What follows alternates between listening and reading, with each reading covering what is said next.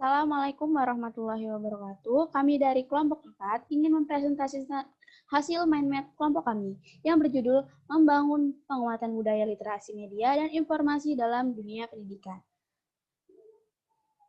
Kemudian dibagi dalam menjadi 3 aspek. Yang pertama media, literasi informasi, dan etika berinternet secara sehat. Di sini saya Niseki Febriani akan menjelaskan tentang media. Media dibagi menjadi 2 aspek, yaitu media pendidikan dan media informasi. Media pendidikan adalah segala alat fisik yang dapat menjadikan pesan serta merangsang siswa untuk belajar. Manfaat media pendidikan sendiri adalah meletakkan dasar-dasar konkret untuk berpikir, oleh karena itu mengurangi verbalisme, memperbesar perhatian siswa, memberikan pengalaman yang nyata, dan membantu efisiensi dan keragaman yang lebih banyak dalam belajar. Selanjutnya, aspek yang kedua, yaitu media informasi. Media informasi adalah alat untuk memberikan informasi dengan tujuan penerima informasi, memahami maksud dari informasi yang diterima tanpa adanya perbedaan makna.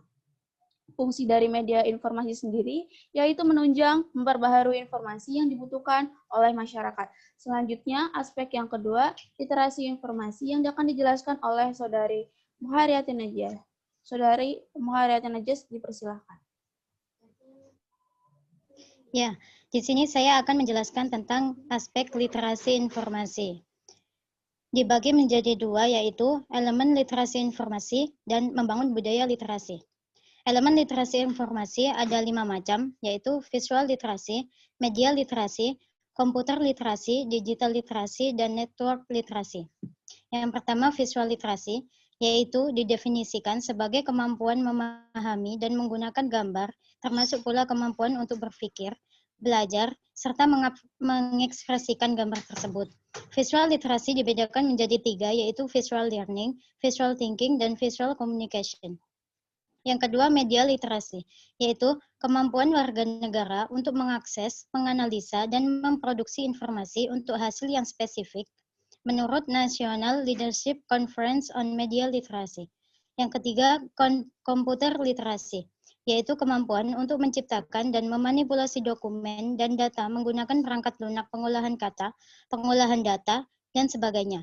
Yang keempat, digital literasi, yaitu keahlian yang berkaitan dengan penguasaan sumber dan perangkat digital.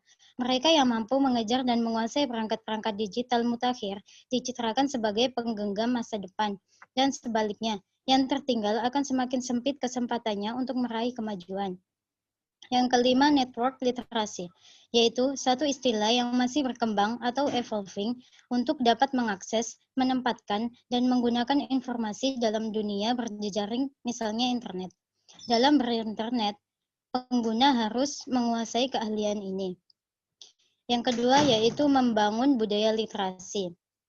Membangun budaya literasi dibagi menjadi 3 macam. Yang pertama, mengkondisikan lingkungan fisik ramah literasi. Yang kedua, mengupayakan lingkungan sosial dan afektivitas sebagai model komunikasi dan literasi yang literate. Yang ketiga, mengupayakan sekolah sebagai lingkungan akademik yang literate. Saya akan menjelaskan yang pertama. Yang pertama, mengkondisikan lingkungan fisik ramah literasi. Sekolah dan dunia pendidikan yang mendukung budaya literasi akan memajang karya peserta didik di area sekolah. Selain itu, siswa juga dapat mengakses buku dan bahan bacaan lain yang mendukung budaya literasi. Yang kedua, mengupayakan lingkungan sosial dan afektif sebagai model komunikasi dan interaksi yang literate. Hal ini dibangun melalui komunikasi dan interaksi seluruh komponen sekolah melalui berbagai kegiatan seperti festival buku, lomba poster, menulis cerita fiksi, dan lainnya. Yang ketiga, mengupayakan sekolah sebagai lingkungan akademik yang literate. Dengan memberikan alokasi waktu yang cukup untuk pemahaman literasi, seperti memberikan waktu 15 menit bagi siswa untuk membaca dan menuliskan kembali apa yang sudah dibaca. Selanjutnya, yang ketiga akan dijelaskan oleh Siti Hanimatul Khairina.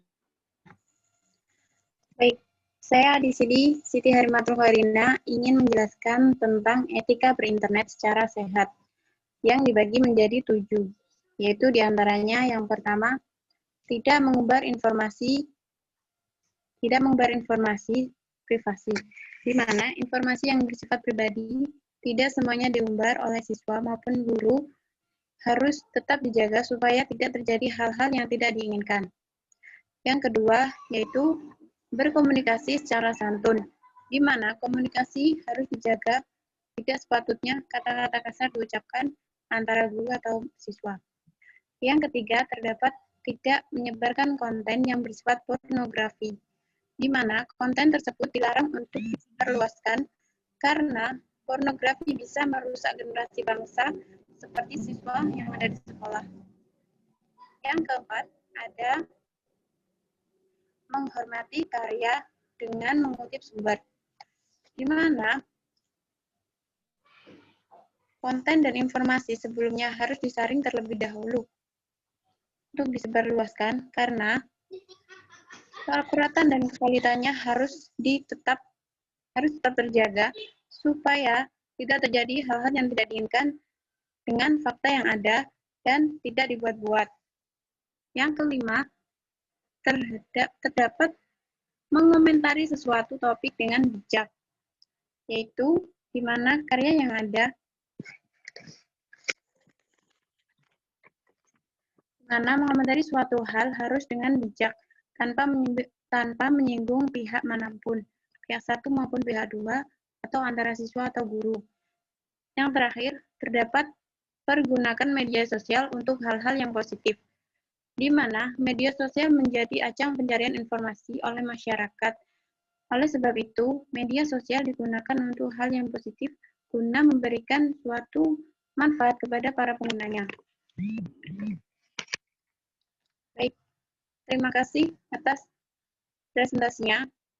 Kami dari kelompok 4 mengucapkan banyak maaf apabila ada banyak kesalahan yang terjadi. Assalamualaikum warahmatullahi wabarakatuh.